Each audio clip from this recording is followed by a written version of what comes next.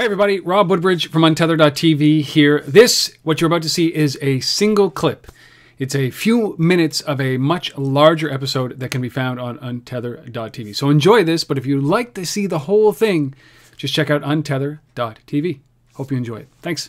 Speaking with Lars Albright, who is the co-founder of SessionM. He was also the co-founder of Quadro and a senior VP in Apple and one of the co-creators, I suppose, of iAds.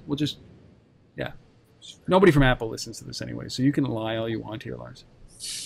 All right, I'd like to take a few minutes to talk about 4 or 5 or a couple really specific techniques for mobile ad engagement. Like the experience that you've had has been phenomenal, and you've seen this industry grow up to where we are right now. You have an idea of where it's going, but from a layman's term, where do people start with this stuff, and how do they get engaged, and then what should they be building on? What should they be looking at? How do they augment their mobile advertising experience? Because a lot of them aren't succeeding very well, and it's got to be frustrating, and it could really hamper this industry if they go away feeling mobile advertising doesn't work, and we all know that done right, it's a pretty effective tool. So how would you start them off here?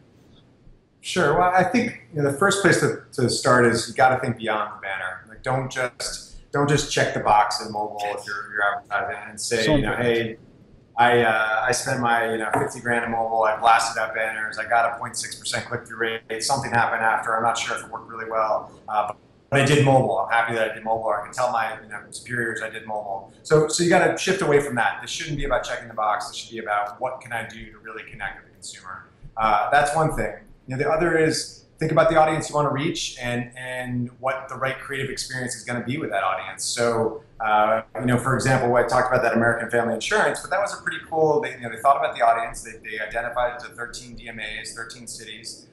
They thought about something that would resonate to this demographic, kind of a younger demographic, so came up with an interesting game experience. So, think audience and what's the experience that's going to resonate with that audience. Transparency is maybe the third bucket I look into, really, particularly on performance, understanding truly how things perform across the various channels.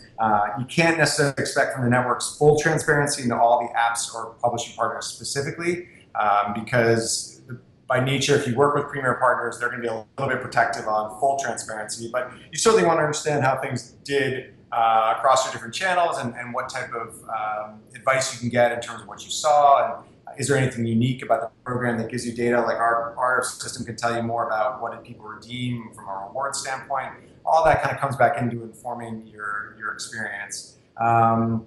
Those are a few. I guess thinking more about the post-click action you want to drive. What is it that you want someone to do after they've watched an ad experience is important, because if done correctly, you really can shift a lot of traffic into that. So think about that. And the last one I say, you got to embrace value exchange. I'm a big believer that if you give value, you show the consumer that you are recognizing, rewarding, and appreciating their time. Going back to that shifting 27 times an hour, you've got to give them a reason why they should invest with your brand. And our belief is you've got to incorporate this value exchange and give them something of a value that they then can go redeem for things they want.